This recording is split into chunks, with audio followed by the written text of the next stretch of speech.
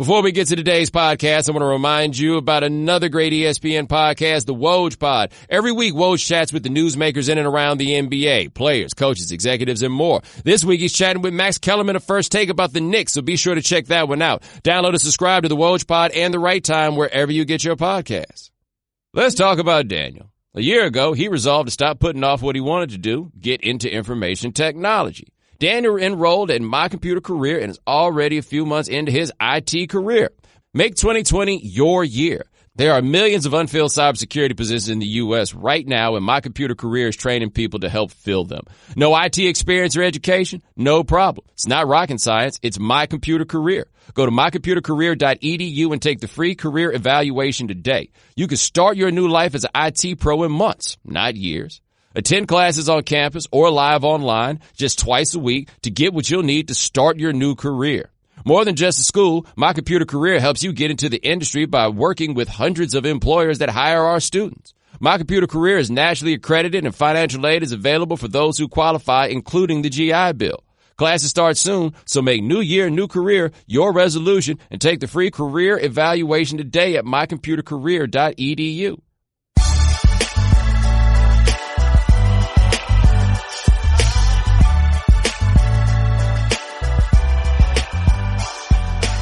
Ladies and gentlemen, welcome to The Right Time.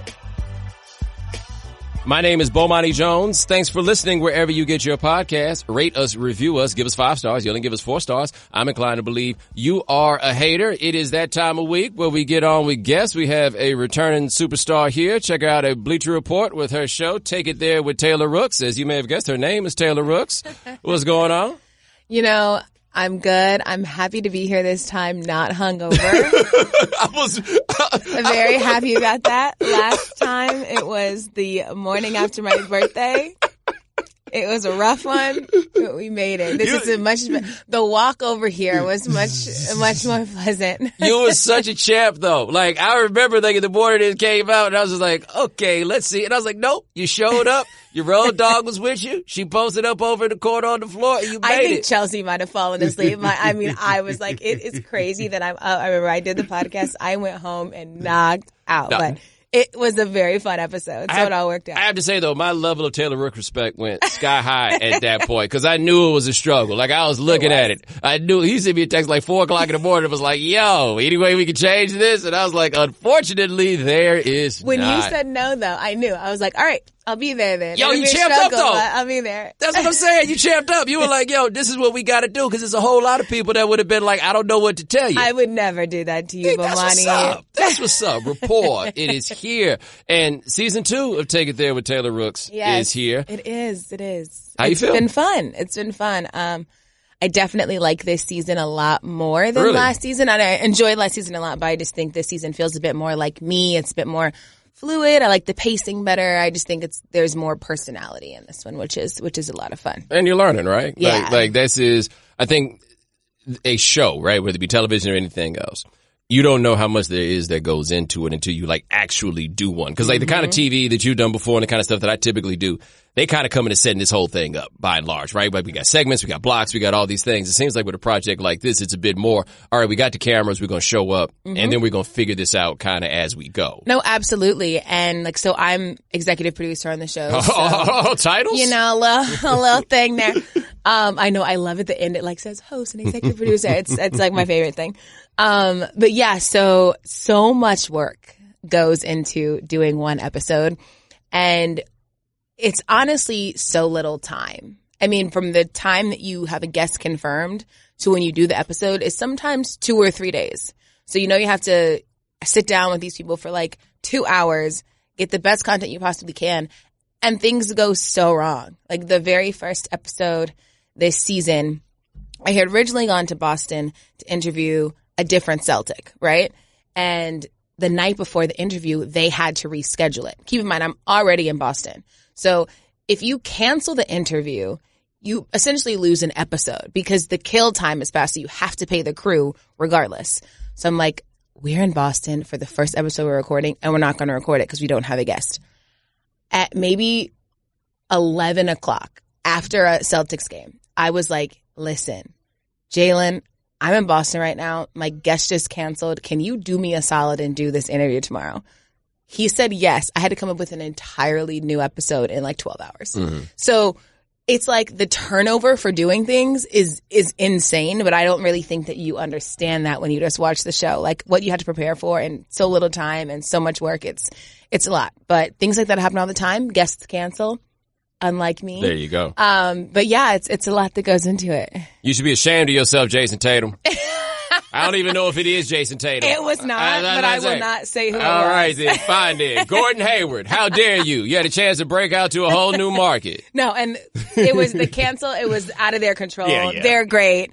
It was just... It puts you in the worst possible position. Now, cancels are a trip because, like, in the kind of stuff that we do, we can, like, find a way around it. Yeah. There is no find a way around it in what you've got going. And you really are in such a bind. Yeah. I mean, like, that's essentially an episode that you probably would lose. So instead of doing 8 episodes, I'd probably have to do 7. Right. Because the budget for an episode went away because we were already there. Right. So luckily, we just plugged in a slot. Atlanta dude was looking out for me. He was like, all right, if I have to do this. So it ended up working out. Let me tell you this too, man. I got to go to Boston. And then the reason I go to Boston ain't there no more. You know how furious I would be? Like, I am coming here for work. It was bad. And I was like in bed, ready to go to sleep. And I'm like, wait, what? We don't have an episode? It was a lot. Jalen's a dude I haven't met, but he seems to be really sharp. Like, he seems to be really sharp. bright. And it's like, he didn't have to do that. You know, but it was like he had done my podcast, and we talked about this on the episode, but he even said in the episode he was beefing with me a little bit because we did this interview at the beginning of last season where he said he was going to win 5 rings, and he felt like all the headlines taken out of context. So he was not with me at all. So just the fact that he did it, I was like, you're such a good human being, and I'm so appreciative that you did it because I really would have been screwed. But you'd like him. Like, you would like him. Did he hit you with the, I can never stay mad at you? No.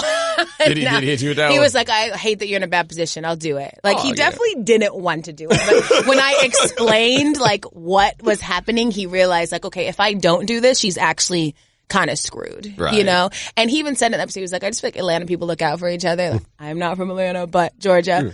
So it worked out. I so respect your willingness to claim your Gwinnett as Gwinnett and not try to make it into Atlanta. I'm not fraudulent, you know? I'm not. It is Metro Atlanta. I'm very proud. I think you'll appreciate this, right? Because I am barely from what you would call Houston, right? Yeah. But it is where I'm from. There's no other name from it. But cats from the south side of Houston have no respect for anything in the north, and this is the way north, like all of this stuff. So I'm always trying to defend my Houston. And then I didn't go to school in Houston, so then I got to explain this again, right? Like I'm always defending my Houston. So I'm in the office, and Damon Jones, you know, former NBA player, is here. And we're talking about something, I can't remember what, and he's like, and you know, where I'm from in Houston, and he kept talking. And I just looked at him, and I was like, we call it Galveston, Houston now. Like, is that what we doing? Like, we call it? So that was the first time in my life I have ever been allowed to say that to somebody. I have never been able to regulate on somebody's Houston ever before in my life. Really? But he claimed Galveston, and I was like, we're not doing that. Bridge too far. Bridge too far. That's a whole nother area code. Okay, but if we're being honest, I would never. But if someone is from Gwinnett and they say Atlanta, like, they're wrong, but it's not that crazy. I would disagree.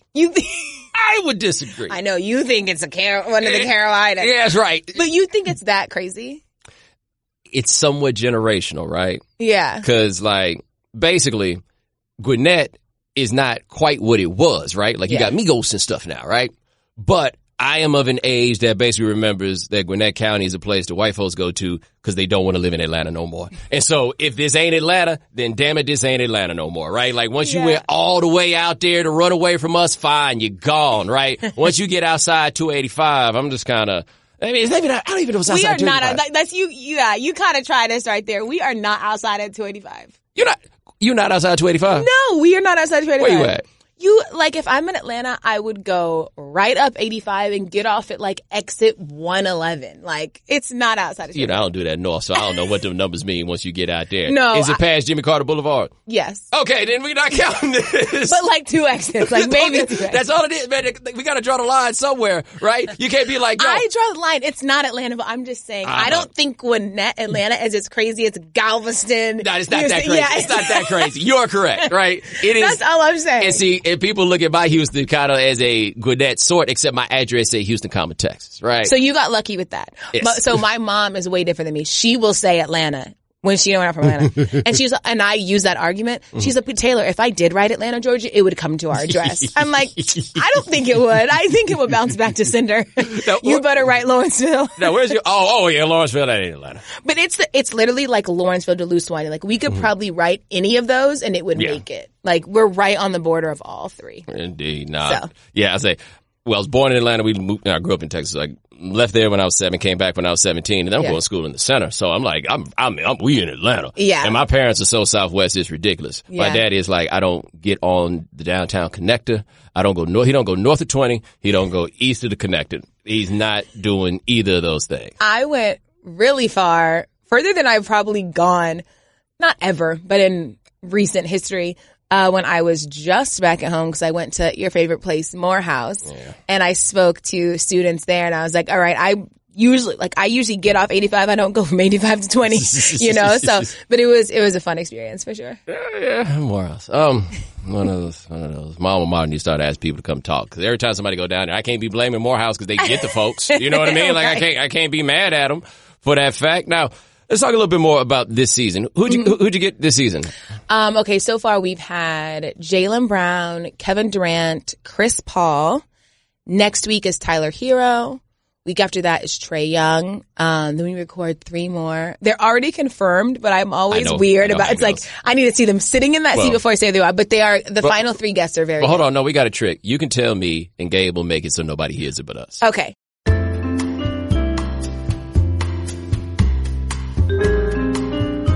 Thank you for your patience. A representative from the right time will be with you shortly. Your current hold time is 15 seconds.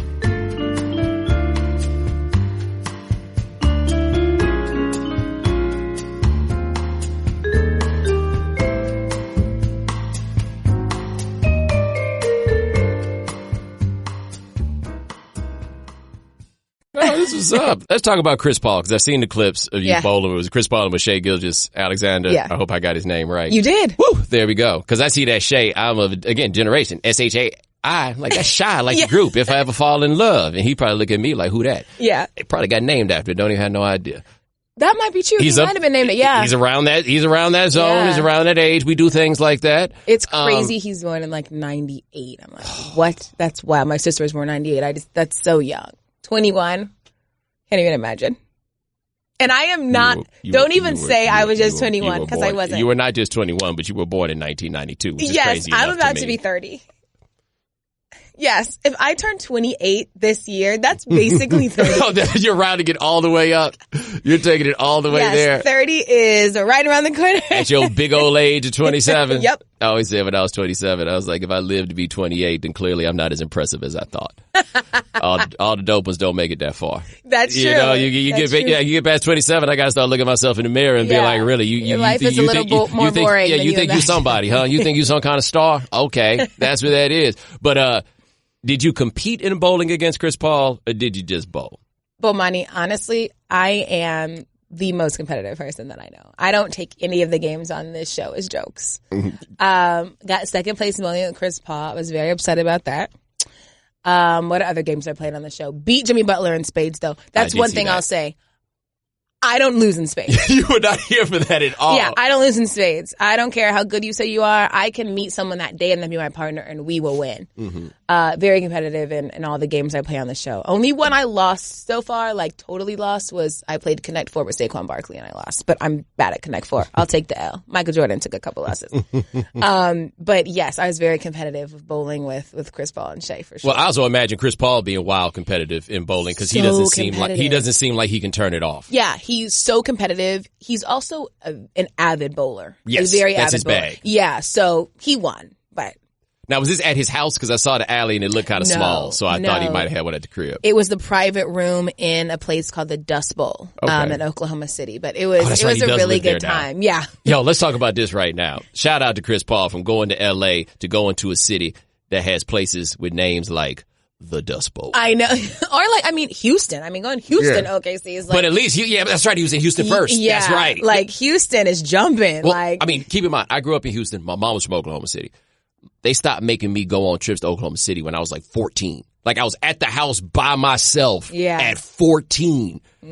Just because I'm not doing that. I'm just not doing that no more. Like I was just like, I had the thought of Chris Paul being like, nah, we just gonna do this fun bowling thing. And then, nah, we about to do this. And then you looking at him like, yeah, we about to do this. 1,000%. Like did not back down at all. Like I was ready. I was talking trash, but it was crazy. Like it's true when people say competitors really like hike up your competitiveness because he'd get a strike and I'd be like, I have to get a strike. So I'd get a strike. It would like, we would be going back and forth and the better he did, the better I did. Cause I was like, I cannot lose. I cannot be dead last. We had push-ups on the line. It's crazy, but it was really nice to see this genuine like little brother, big brother relationship that Chris and Shea have. And really that Chris has with a lot of the young guys in the league. Even when I interviewed Trae Young, he's like, Chris Paul is who I look up to. Donovan Mitchell, Chris Paul is who I look up to. They almost all say Chris Paul, which I think is a little different from what we hear about Chris Paul, which is that everybody hates Chris Paul. Yeah. You know, I have never heard someone personally be like, I can't stand Chris Paul. I've only heard great things. Now, granted, I don't know if somebody would actually say that, but it was nice to actually see in person how much he cared about his younger teammate. Well, I also imagine that it might be easier to like Chris Paul if you're a younger dude, right? Because like it's like with Rondo. Like what seemed to happen with Rondo is Rondo was destined to be a old head mentor, but you can't be that when you're 24. Because now you got all these old heads looking at you like what you think you know. And now when you don't have to establish that to people anymore, then it can be like, hey, come on, like Kobe Bryant. I think that seemed to be the case with him. Now, what I found interesting in hearing you talk about being like super competitive in that way, your dad's an athlete. Yeah. You grew up in one of those houses where your parents don't let you win at nothing? Oh, no. Like, I have always wanted everything, Bomani. I'm sorry. I hate to bring it to you. I've always wanted everything, but no, it's super competitive. I remember when I was younger, my dad would play this game with me and it was called Get Off the Mountain. And he would be like either on our big couch or on the bed and I had to get past him and touch like either the wall or then like the back. And it took me so long to be able to do it because he was rough. He'd throw me. Like it was like, you better be tough and you got to get off the mountain or whatever. But then I remember the first time I did it, and it just, the feeling of finally doing it is the best feeling ever. And that's how I feel about winning. I know that sounds crazy, but it's just like losing is the thing I hate more than anything in the world. I'll make you run it back. I don't care if you're up 10. You Jordan on this? I do not care if you're up 10 and I have won 1. We will keep playing until we are at minimum even. And then I'll make you play one more so I win. But yeah, I've always been that way, but my house is incredible. I was about to say, so you GG in your house, so your dad was like, okay, so all right, let's go. 1,000%. We were always going. And I think that obviously Kobe passing was so sad for a multitude of reasons, but I do think girls that are close to their dad and seeing like Gigi passing too, it hit a little different because just that relationship that you have with your dad is so incredibly special. And you could see it so clearly with them. Like that was her best friend. Right.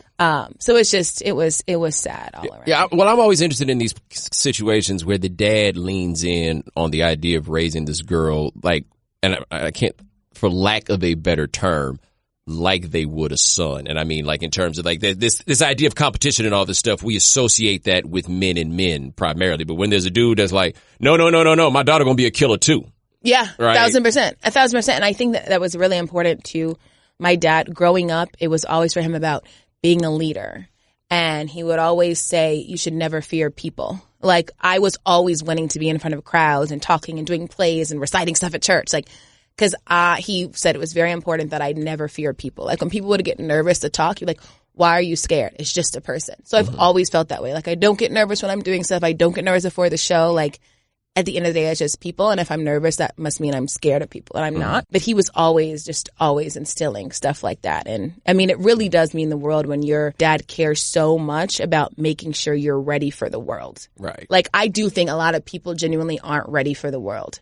But I knew when I left the house, I was ready to take it all on. You know, actually, it's funny. My parents wanted to give me and my sister boy names. Like, my sister's name is Ryan. And my mom was always just like, I don't want your name to define you. Like, if they see it on a piece of paper, I don't want them to know. Right. You know? So I was like, when I have kids, if I have kids, I want to give them unisex names. All right, we'll be back in a minute with more with Taylor Rooks. But first, what if a quarterback completed 4 out of 5 of his passes? Or a point guard hit 4 or 5 shots behind the arc? Well, now when you're hiring, you can play at that level. Because 4 out of 5 employers who post on ZipRecruiter get a quality candidate within the first day. No matter the industry, healthcare to manufacturing to business services, ZipRecruiter makes hiring faster and easier. And today you can try it for free at ZipRecruiter.com/Bomani. ZipRecruiter doesn't wait for the right candidates to find you. ZipRecruiter's AI scouts talent for you. First, when you post your job on ZipRecruiter, it gets sent out to over 100 top job sites. Then ZipRecruiter's powerful matching technology learns what you're looking for, identifies people with the right skills and experience, and invites them to apply to your job. So you get qualified candidates fast. And now, to try ZipRecruiter for free, my listeners can go to ZipRecruiter.com/Bomani. That's ZipRecruiter.com/BOMANI. ZipRecruiter.com/Bomani. ZipRecruiter, the smartest way to hire.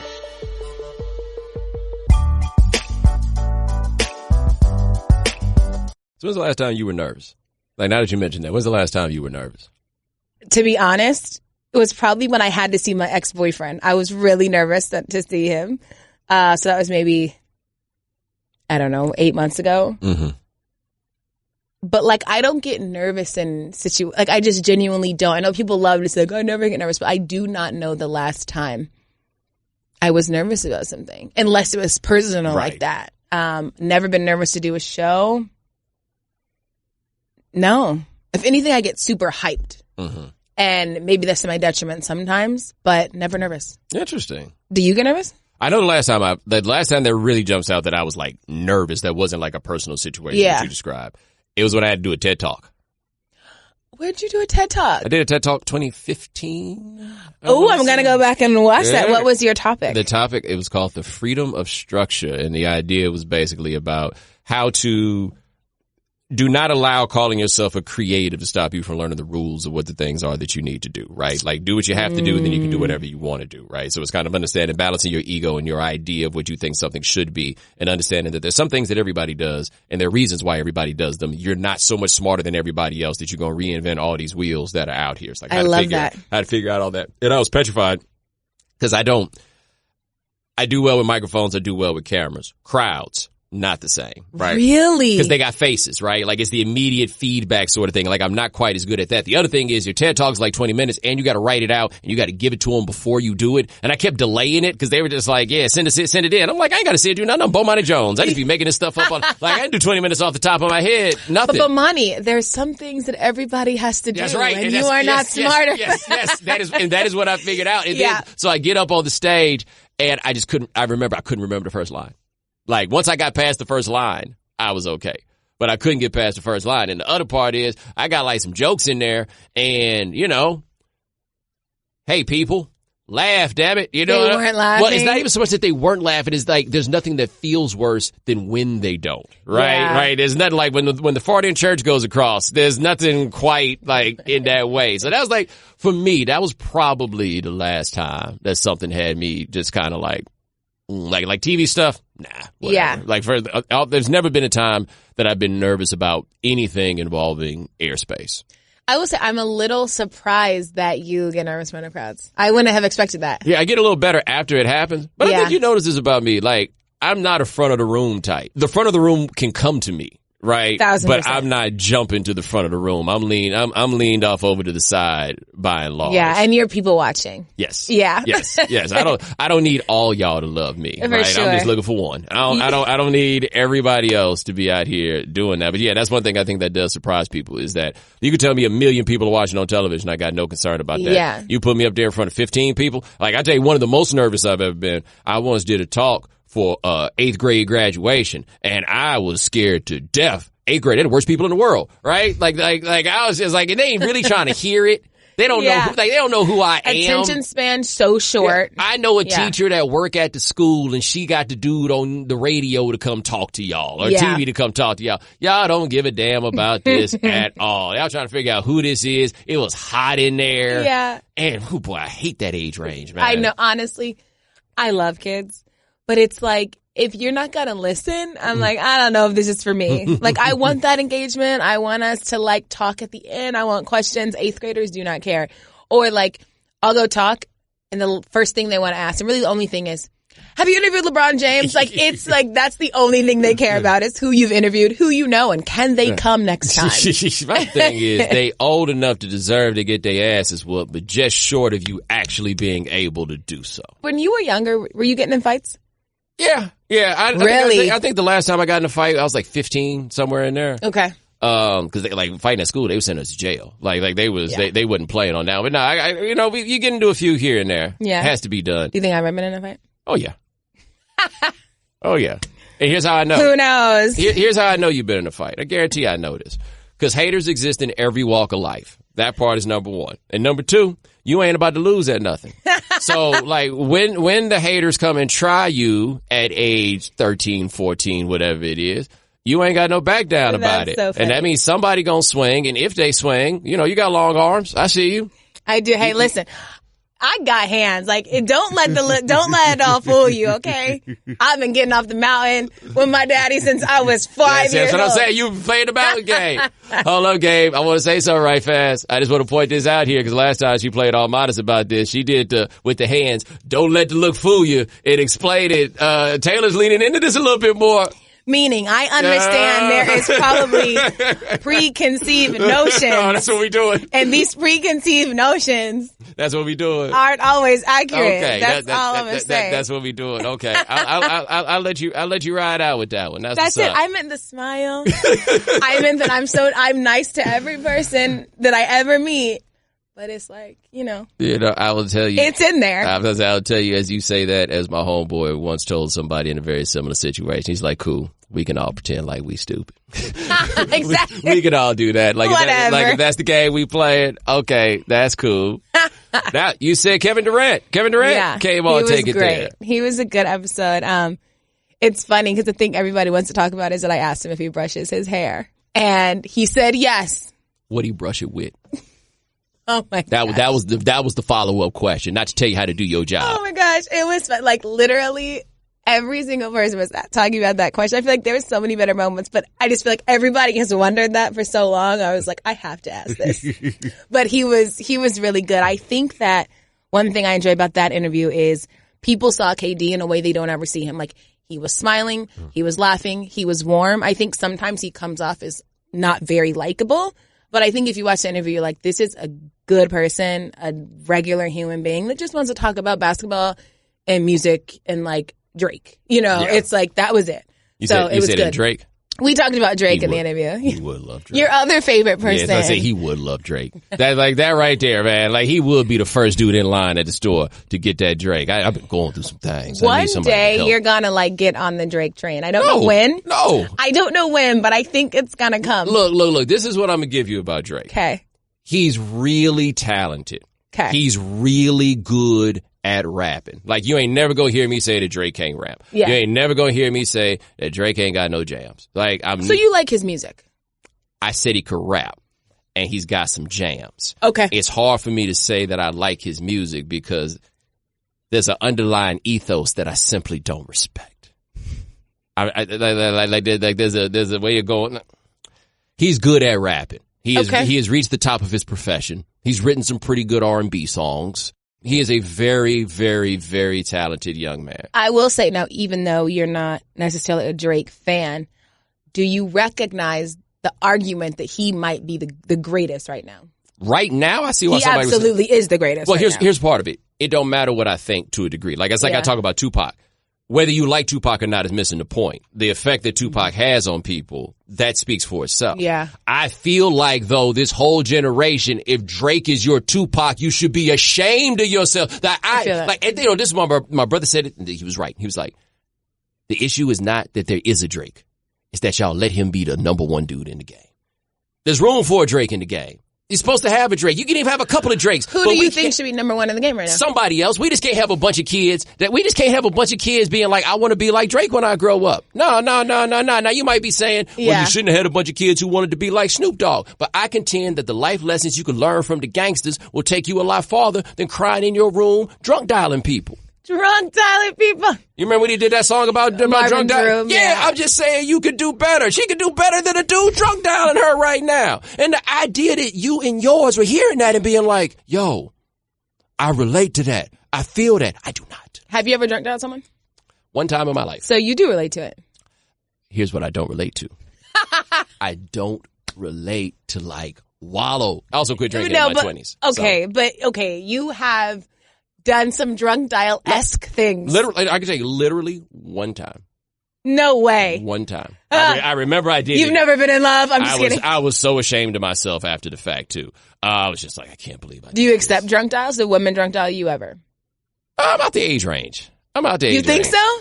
Yeah, I mean, Do you ever get out that age range? Please. I'll hope to get there. Oh, let me think. What's out of the drunk dial age range? I don't know. I don't know the last time somebody like explicitly drunk dialed me, right? Where it's just like, oh, whoa, this is a drunk dial. This is a... I mean, it'll say you don't have to be drunk to have a drunk dial-esque call. Yeah. You know what I mean? Yeah, that's fair. That's fair. But either way it goes, this ain't something we supposed to be celebrating. You know what I'm saying? That's my point. I'm saying that's why people like it is because it's relatable. I know. And what I'm saying is get better. You know what I'm saying? How about instead of if this is what you relate to, you need to start listening to something a little more aspirational. You know? Okay. Right. Like that's go in that case, go listen to some Jay-Z. Maybe one day you'll be a billionaire. It's one of those things. I remember someone saying like one of the reasons people like Drake is because he does rap about a lot of things that people want to be. Like people want the Drake lifestyle. Yes. And I think that's one of the reasons he's so, you know, like now Jay-Z used to rap about what he was like. Yes. Now he raps about what he is now. Yes. You know, that's it's just, fair. and that's why some people I think kind of relate to a little more now because they want that. Yeah. And I think that where I think there's something interesting, like a difference that I can tell, and I'm at that millennial cusp, right? I'm born in 1980, but I can tell like on one side of this versus the other is I find that people my age and older, as we were younger, right or wrong, we really wanted to be grown, right? Like we really wanted to get out there and be adults. What has changed since then is people are leaning a little bit more in, hey man, I'm not in such a big rush to get out here into this big old grown up world, which is probably smart, right? Like, cause this big grown up world is a bit overrated. It's probably, a bit. Yeah. You know, so there's something to it. But you're still supposed to want it and then hit your head against the wall once you get out there on the other side. For sure. Right. And that's what I'm saying. You gotta want to be better. You gotta want a little more, from yourself. And Kevin Durant, I could see him cause when Kevin Durant is in his feels, he does the feels. And I think that people should experience their feelings. They should deal with them as such. Yeah. I just don't think you always gotta do that in front of everybody. Okay. You see what I mean? That. You see what I mean? Like I will never be a person to say that people should deny their emotions or anything like that. But I also think, time and place. I will say this though, because that's one of the things that is so interesting about this KD idea that he's in his feelings. What makes you say he's in his feelings in front of the world? The dude got burners, man. Like, right? I will tell you this. Most NBA players have burners. I know. And to me, that is the most shameful. Yeah, the only difference is he got caught with the burner. Well, let me tell you this. Not just most NBA players got burners. I'm out here figuring out just people out here in general are out here lurking. I will say this. I think, important distinction. There's a difference between a burner account and like a lurk account. Correct. Like, a lurk account is something you just use to look at like your ex-boyfriend's story, A burner account is something you use to interact with people. Yeah. Like, I have a lurk account, but I've never typed anything from, you know what I mean? It's just literally so that if you want to look at something, you can do it on a different account. I'm saying most NBA players have a burner. Right. They're But hey, ain't nothing wrong with the lurk account. See, I do everything on the internet as myself. I got one Twitter account. That's I got not one doing it Instagram. as yourself, though. I got one. That's just not. It's like you're trying to avoid what comes with them knowing it was you that saw I understand that. And to me, the exchange for that is, I guess I just can't look now. No way, Bomani. I'm sorry. There is no way you have this amount of like self-control and self-discipline. No drunk dial. No looking at someone's story that you want to see. Like, it's just no way. No, I'll look at the story. But as you. As me. Also, I didn't realize for a very long time that like people could, because I didn't really indulge in the stories. I didn't start doing that until I started doing it for work. I didn't know that people could like see these things or whatever. Gotcha. And I swear, man, I was actually like, people take the he watched my story, she watched my story. They do. They take it. Well, here's the reason I say they take it way too personally. Yo, man, you be looking at stories, you scroll, and then it just throws the thing in front of you. I don't necessarily know that you about to come up. No, that's very true. But for that reason is why it's like, let me switch accounts. Yeah. You know, like you just gotta have that account that if need be, emergency situations, you press the 911, you just switch over. You're like, let me see like what this is. But I have never and will never comment from lurk. See, I don't understand the burner account just because if I'm going to say it, I want you to know it's me. That's the level that I don't get it on, is that if you just want to vent or whatever, you can do that in a journal. You know, you can call your homies. You can do whatever it is. The idea that I'm going to take this account that has like 12 followers and follows 175 people and got an egg on it, and I'm going to fire this off. Like, I don't know about you, but those are all telltale signs that I don't need to pay attention to whatever it is that you're saying, and I'm going to dismiss you. I feel like you're not accomplishing your aims. No, and I feel that. I totally understand what you're saying. Like, that's, I think, people's argument against burners. But I'll say I disagree with the idea that he shouldn't tweet back at people who tweet him from his account. Like, because that's the point of Twitter. Yeah. You know? Like, it's not something I do. I don't really engage with people that maybe have something, like, negative or bad to say about me, because I genuinely am like, whatever, I don't care. Right. But I don't like the argument that someone is emotional if they tweet someone back about something that they said. Yeah, so to me, what gets me about him doing that, because I agree that doesn't necessarily make him emotional. And, I mean, you're talking to me now, right? Yeah. Like we know what my get down has historically been. Not so much anymore. May have noticed the last 3-4 years I've kind of retreated from the scene. You've been like nicer. Undefeated heavyweight champion, right? Like at some point. I was going to say, I do feel like when people tweet you, you tweet back. That doesn't make you emotional at all. You I agree. actually have great replies. Yeah, no, I agree with that, because I think that Katie Nolan actually told me this, that she assumed from the way I did this on Twitter that I must just be mad at all these people. And she said that she met me one time and instantly said, oh, this doesn't bother him at all, right? Yeah. Like for me, that was sport. Like I'm just is shooting clay pigeons. Like this is, and I had like there's some deeper purpose to it or whatever it was. But what I wasn't doing was just like having an exchange with just, hey, you bum, right? No, I'm trying to embarrass you very quickly and then keep this moving. And so what happens with Durant, because I think you'll notice this about also when I used to do this, what I wasn't doing was defending myself.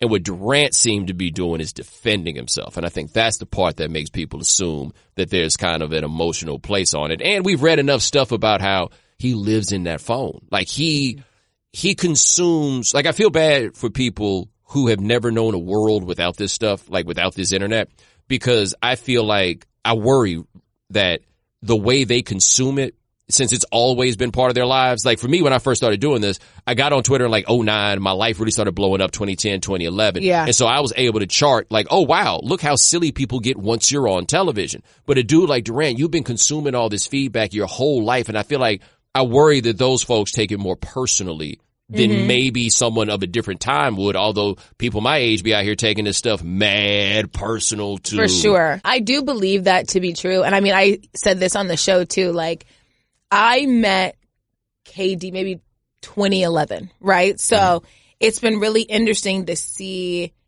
2011 KD versus KD now and the way that it's changed, how he's become, you know, like the superstar, changing teams, all these things. And I can genuinely say, like, I think there was this switch where he stopped taking it personally, what people said, but he felt a personal tie to it. Does that make sense? Yeah. Like, not necessarily that his feelings were hurt or he hated that person, but he felt the need to be like, I don't care. Right. But I think people take someone saying, I don't care. as you caring. As them caring. I do think that the way that KD is discussed or talked about in the media, a narrative is almost like created around him. And I hate using people say that, but I know what you do mean. think that's true about him. And that's why I liked the interview that we did so much, because that is what he actually acts like. He's not serious at all. He laughs. He just talks, talks about basketball and music and just like tries to enjoy life. Yeah. He's chill. Like, I think if you met him and he wasn't KD, you would actually really enjoy being around him, if that makes sense. Yeah, no, I've had some other people like tell me something similar about him. I met him briefly when he came here to the office one time. And see, I guess Durant's like 7, 8 years young. I want to say he's 8 years younger than me. So I got enough distance in viewing him. Yeah.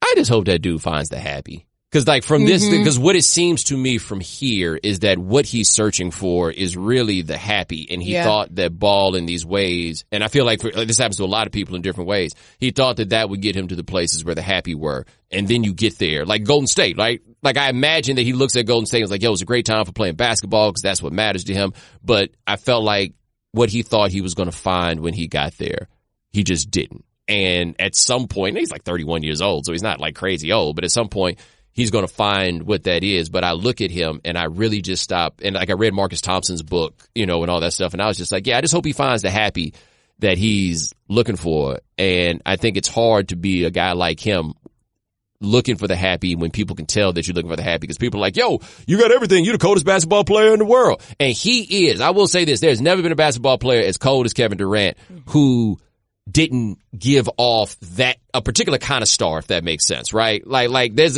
a cocky that's not, in spite of him knowing how cold he is at basketball, it doesn't transfer over like to the rest of the life that we see from him, which is different from literally every other basketball player I can think of. Yeah. I will say though, I think everyone is like looking for the happy. Yeah. I don't think he is unique in that aspect. It's just played out so heavily in front of us. And I don't know if he's looking for the happy. I don't know if KD is happy or unhappy, but I do feel like I try to look at everything in sports through the lens of literally a normal person. Right. And so many of the things that I think known people, professional athletes, everybody gets kind of crucified for and all that stuff is things that we all deal with every single day. Right. So I always try my best to be like, I understand this because like I've done this or my friend has done this. Right. You know what I mean?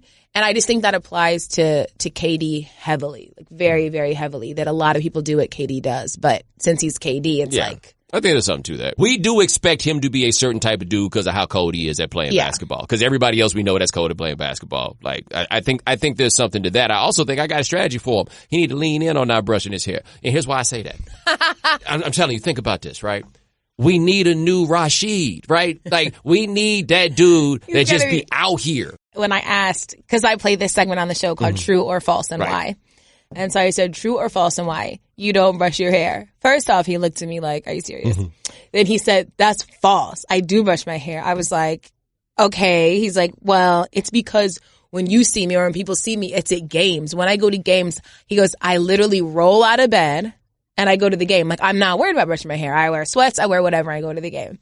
But I'm like, I actually like that. I'm like, good, you're just here to hoop. Like you said, just lean into the fact that when you go into games, you just go into hoop. Like, I'm not trying to be cute. Like, I'm just going to hit. And by the way, just because you brush your hair every now and then, that don't count as brushing your hair. Like, that's what I heard right there, right? If you brush your hair, it's a lifestyle. Like, when people are like, do you brush your hair? It's a lifestyle. Before I go somewhere, I brush my hair. He's not the dude who does that. Therefore, you don't brush your hair. And I mean, look, you're 7 feet tall. We might not even notice, right? Yeah. But you the dude that don't brush your hair, so lean into it. Be Rasheed Wallace about this. In Philly, they call him Dirty Rosh. That's right? So funny. Like, be that guy. Yeah. Like, if we could get Kevin Durant to be the new Dirty Rosh, that would be great. Everybody loves Sheed.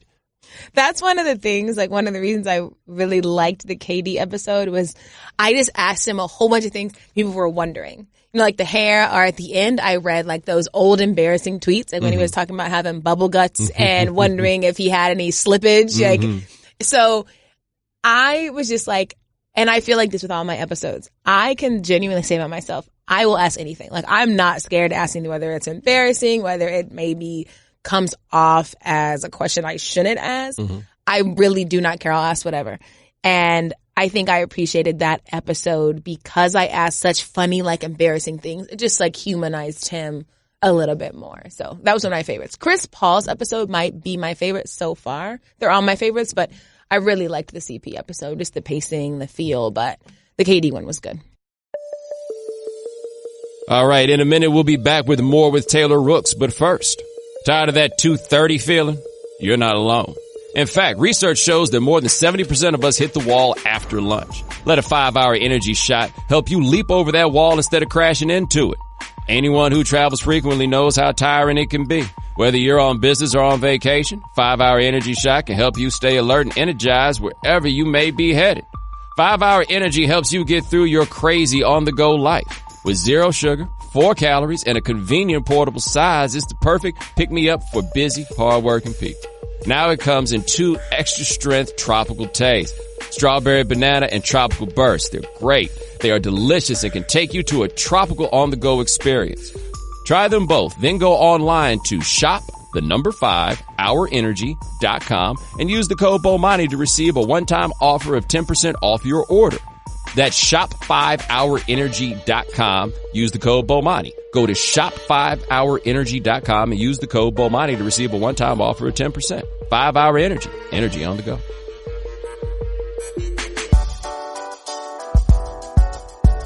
Now, let me ask you this. Like, I used to do, my buddy Combat Jack, rest in peace, Combat Jack. I've been doing stuff with him for a long time. We'd do one interview a year, and he would check in and just like see how things were going with me, because he got there early and he would, he's watching the things change and everything else. So I'm going to do this with you. Okay. How has your year been? Because it's blowing up for you. Like things are happening. My year has been good. It's been wild. I've learned a lot, both personally and professionally.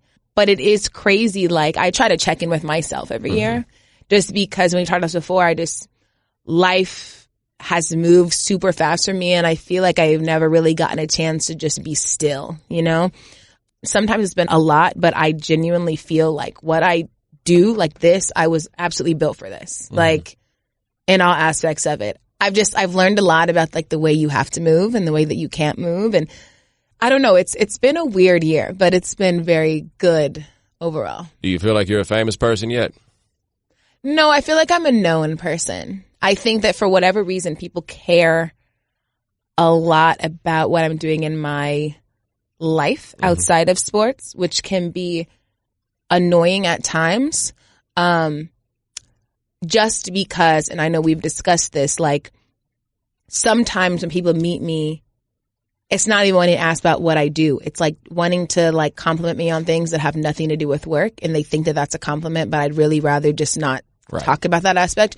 Or people want to talk to me about me, but not like NBA or NFL. Like, me has just become such a focus of everything. Like, it's wild. It's wild, the things that people will say or imply. Like, I remember like 2 years ago, there was an article that like me and KD were boyfriend and girlfriend. I've never dated Katie in my life.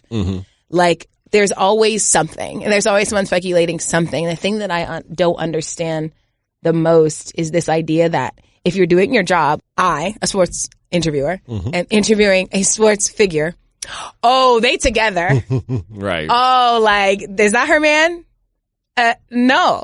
Like, it's just a person that I'm interviewing because it's literally my job. Right. And so that is annoying, that there's always this focus on like everything except the interview. Right. I think I am definitely over that.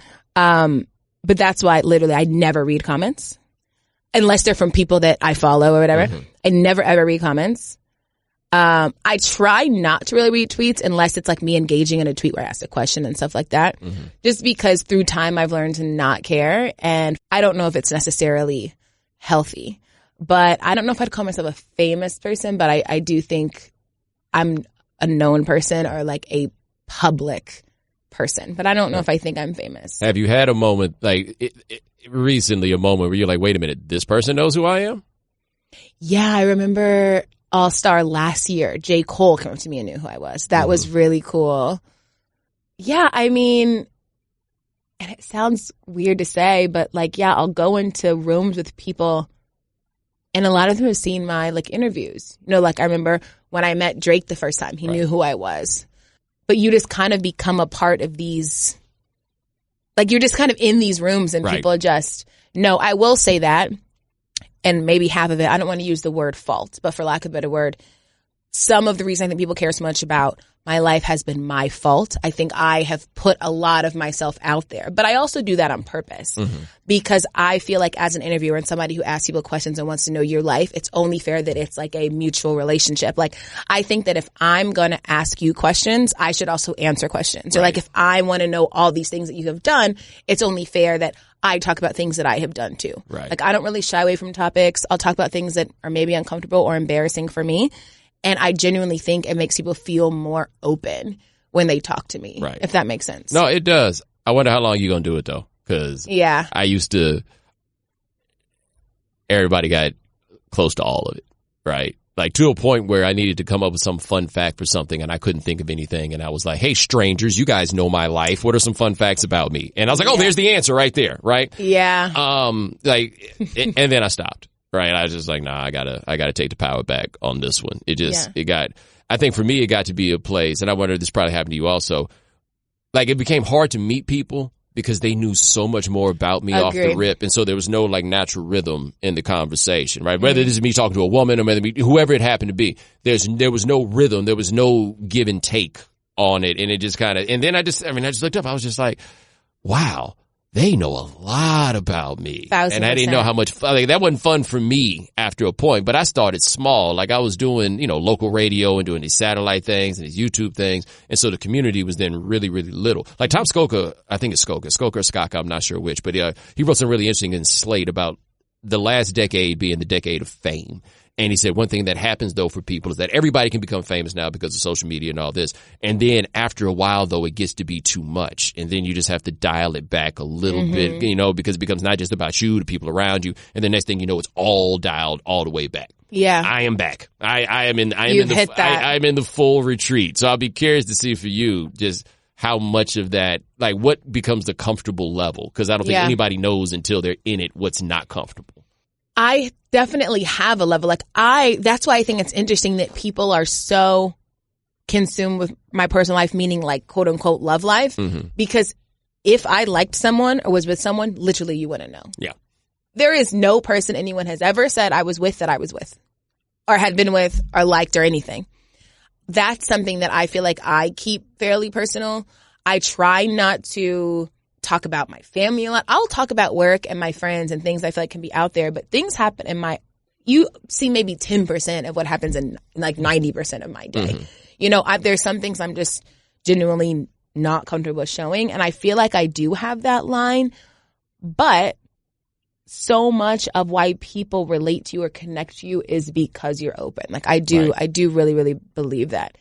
I think what you said was interesting, though, about like if you meet a woman, like you feel like she just already knows so much about you or whoever you're meeting. And what I've kind of learned through that is you have to know when somebody like really likes you or if they're fascinated by you. Yeah. And one of the reasons you have to know is because I don't think they always know. Right. They can't always tell which one it is. And I think it's honestly really hard to date. I feel like we always end up talking about dating. But when you are somebody who is a known person, people feel like they already know you. Yeah. And in no world are you going to live up to what they think you are. Yeah. There's no way that, because when people don't know you, they start filling in the gaps with the stuff that they don't know. And really you got to let someone else fill in their own gaps. Like Taylor Rooks isn't the Taylor Rooks all the time. Yeah. But that's what you're expecting because you follow me online and see the tweets and blah, blah. And it's just really hard when someone knows so much about you. Unlearning is difficult. Yeah. So what you got coming next? What do I have coming next? More episodes of the show. It's every Wednesday. Drops at, I should know this, I think 11 a.m. every Wednesday is when it originally comes out. I have some stuff I'm doing at Final Four. I'm probably going to do some of the Twitter live show for the final. So it's really just working. It's like such a grind until the show is done being taped, which is the end of March for me. And then maybe a vacation. I got to figure out where I want to go. Well, I think I've told you where I think the end game is for you. Gabe, get ready to play the music again.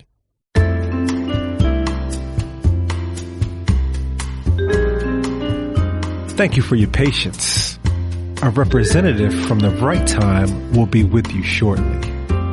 Your current hold time is 15 seconds.